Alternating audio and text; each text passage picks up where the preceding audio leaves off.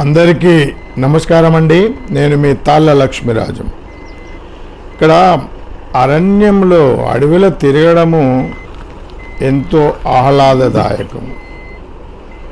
అరణ్యాలు ఎంతో పుణ్యాన్ని చేసుకుంటే మనుషులకు అవసరమైన ప్రాణవాయువును అందిస్తాయి, నీడను అందిస్తాయి, పండ్లను అందిస్తాయి, రకరకాలైన సూక్ష్మ జీవులకు వసతినిస్తాయి. అటువంటి అరణ్యాలు పుణ్యారణ్యాలు అనొచ్చు. విహారం, దాంట్లో తిరగడం ఎంతో విశుద్ధ విజ్ఞానం అని నా ఆలోచన. ఇక్కడ రకరకాల చెట్లు, ఎన్నో రకాల చెట్లు, నర్రెంగ, అల్బిజియా, అమారా.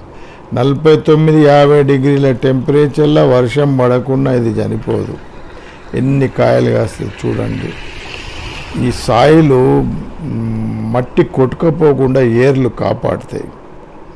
ఇంకొకటి ఈ చెట్టు చూడండి, నెమలి నార, హొలప్టేలియా ఇంటిగ్రిఫోలియా.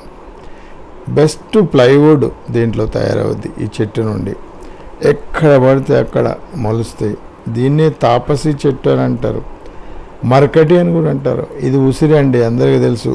ఉసిరి వలన రోజు ఒక ఉసిరికాయ తింటే 100 ఏళ్ళు బతికొచ్చని చవనుడు అన్నాడు. చవన్ప్రాశ దీంతోనే చేస్తారు.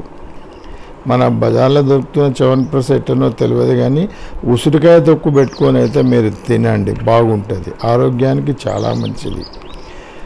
అరణ్యాలు ఇబ్బంది లేదు. అందుకే కావచ్చు ఋషులు మునులు వెనకట అరణ్యాల్లో తపస్సు చేసి ఎంతో విజ్ఞానాన్ని మనకు అందించారు. వేదాల రూపంలో, ఉపనిషత్తుల రూపంలో, అరణ్యకాల రూపంలో, పురాణాల రూపంలో. ఇప్పటికీ దాన్ని మీరు ఒకసారి అడిగిపోయి చూడండి. ఇక్కడ వెంకటాపురము, రాజన్న సిరిసిల్ల ఫారెస్ట్ రేంజ్, అదే ఈ కొత్తగా అడవి విహార కేంద్రాన్ని స్థాపించారు. చాలా చాలా మంచిది. ప్రజలు పోయి చూడొచ్చు, తిరగవచ్చు. ఎటువంటి చెత్త చెదారం అడవులలో వేయకండి, ప్లాస్టిక్ వేయకండి. వాటి ప్రకృతి అందాన్ని కాపాడండి.